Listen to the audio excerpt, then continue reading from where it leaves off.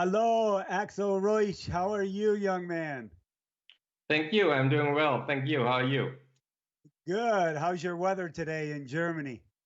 It's hot. It's unusual hot. Yeah, we went for a hike this morning and that was really hot. Yeah, That's what I heard. You're going through some warm weather. Well, you can't complain about the heat because it's better than the cold, isn't it? that's true. We get a lot of cold in the winter. I'm done with that. Better Well, some heat Axel, now. you are one of the top age groupers in the world. You always have been. You've got 25 Ironmans that you've done. Heck, you've come to Kona, what, 8 times? And I think Yeah. Kona in 1996, that was your first one, right? I did 92. 92 was my Nine, first one. okay, 92, your first I'm one. old. And then your very first Ironman was where? Was that in New Zealand? New Zealand. I Yes. did New Zealand And in Auckland. now, Axel, you've got a running background. You've been running since you've been 17 years old. Yeah. What got you into triathlon? Um, hmm. The boyfriend of my sister at that time, he was super into triathlons, and I thought it was silly. I thought running was pure, and he kept on talking about that new sport, and I think he never did one. But after 2 years, I thought I would give it a go, and yeah, stuck with it. I raced every season since then. And then the great thing about your life is you're able to produce income with your their Laufladen, your running store, Yes. and help people all the time. And then on the weekends you go and race. That's got to be so satisfying to be able to do that. I enjoy that absolutely, absolutely, and I enjoy talking to other runners. It's not it's a business, of course, but it also is what I would do anyway. Right. Yeah. So last year, let's talk about your St. George 70.3 race.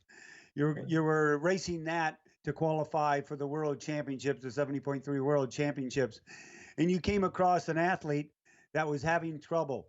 And here you are, you're trying to qualify for the Worlds, yet you stopped to help your fellow athlete to help him on his way. Talk to us a little bit about that. Well, just after the swim and the usual frenzy, and I was all hyped up, and then quite a bit on the first climb, but just a little bit ahead of me, I saw a couple of riders. I think I don't know exactly what happened, but one rider, Darren fell, and he didn't get up. A couple of people rode past. I kind of assumed they thought he wasn't badly injured and would get up. But by the time I got there, it was obvious that he had a lot of pain and couldn't get up on himself. So I decided that I had help, of course. So I couldn't do Yeah, that much. I got his bike out of the way. I made sure no other riders would crash into him, and we were lucky that a marshal came along pretty soon, and so I waved the marshal, and they took care of him. Yeah. and then you took off and continued on your race. At that time, because you were trying to qualify for the Worlds, at that time, did you think, well, I don't know if I'll be able to qualify now because of the time you took off the clock to help your fellow athlete? Yeah, it wasn't hard, it was hard to tell how much time that actually was. It happened so fast, and I kind of was not into the race anymore.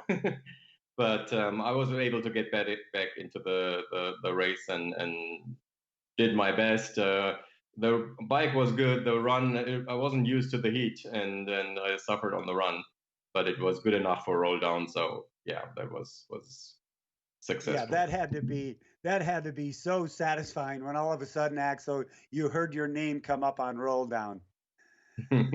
Yeah, that was good because that I didn't go only because of that to St. George. I went because I thought the race was good and fair and the scenery was spectacular. We wanted to do some days off afterwards, but yeah, qualifying was what moved me in training. So I was happy that that worked out. Yeah. And now jumping forward to the VR series and qualifying for the 70.3, oddly enough, in St. George for 2021. So it's like full circle, but yet the VR series that you jumped into.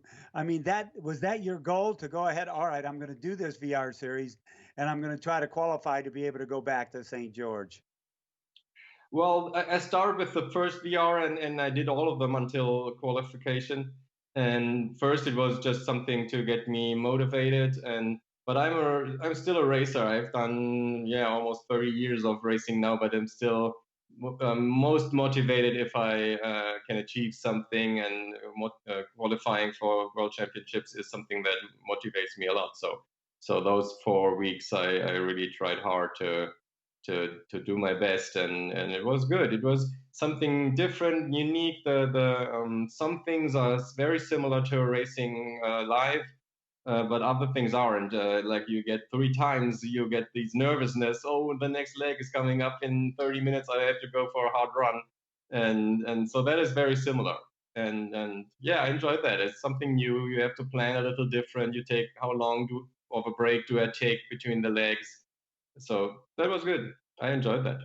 I'm open to And new things. we've had so many age groupers and pros that race VR say when they get on that bike, it just seems to be harder than when they're on the road. Say it's a 40K course or a 70.3 course, no matter what it is. Do you find that you're on the bike and going, my gosh, I think this course is harder on the VR than if I was on the road live? Well, you don't take you don't hold back. There's no corners. You don't glide downhill. You go. That's the same wattage almost all the time. So yeah, it's all controllable, and you can judge your effort better, and you go harder. I think so too. Yes. So you've been a part of the Ironman family for a long time, Axel, and I've read in a few things that you've talked about in some of the speeches and talks that you give, the camaraderie of the triathlete, of our family, Ohana as we call it in Hawaii, is really so strong. Why do you think that is? I don't really know, but I agree with you totally, and I agree. I really enjoy that it's a family. I enjoy that a lot of people also on the official side involved are passionate athletes, and they're not just hired to do the job, but they come from an athlete background and picked up the sport because they love it, and that I think is unique in a lot of other sports. I don't think it's like that. I enjoy that still. Good for you. Well, as you know, we're all going through a very tough time right now, and Absolutely. obviously, I'm based here in the United States, and you're in Germany. Talk a little bit about what you're going through over there in your country. Well, obviously, those are very interesting, difficult times. In the Allgäu, it's a very rural area. We had not so many cases, and we were like other countries in Europe, like Spain. They were locked down so much they couldn't go out to do sports. We were allowed to do that, so I could go in the mountains and hike and ride my bike and run. So that was it was more the business side, and yeah, we weren't allowed to go to restaurants. We weren't allowed to meet people. That was totally different than we're used to. But Yeah, it about the doing same better as now. us So here, and hopefully, our hats are off to you, especially on the small business owner, because it's just been so difficult. Our age groupers aren't able to race. You know, they're doing the VR series, but obviously people want to get out there and get back into the 70.3 and the Ironmans and all the races they do. Axel, what advice would you give the age groupers out there that are going through this time and they can't race? What advice would you give them to keep them motivated, to keep them inspired to move forward? well, that's the thing. Of course, the racing, like for me, racing is not why I do sports. I do sports because I enjoy being active, and but on the same time, racing motivates me to work hard. And so without the races, I'm kind of more less intensity, less frequency. Yeah, probably just concentrate on why you really do that. Concentrate on, and this will not last forever. We are going to go back to racing, and just put your head down and keep on working. I've I been doing know that for 30 years. that's what everybody has to do, and it's good to hear it from someone like yourself who's been so strong in the sport. You're a mentor to so many people, and you always have fantastic advice. And Axel, I can't wait to see you, if not before, but in St. George in 2021 for you to be able to try to get on that Absolutely, yeah, podium for the looking World forward to Championships. that.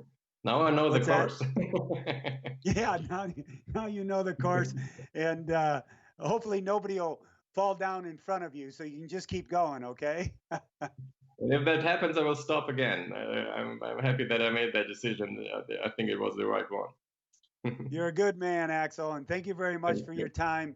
Good luck with your store. Thank you for having Hopefully, me. it stays open, and we'll see you next year. Great. Thank you. Thank you. Aloha to you, my friend. Aloha.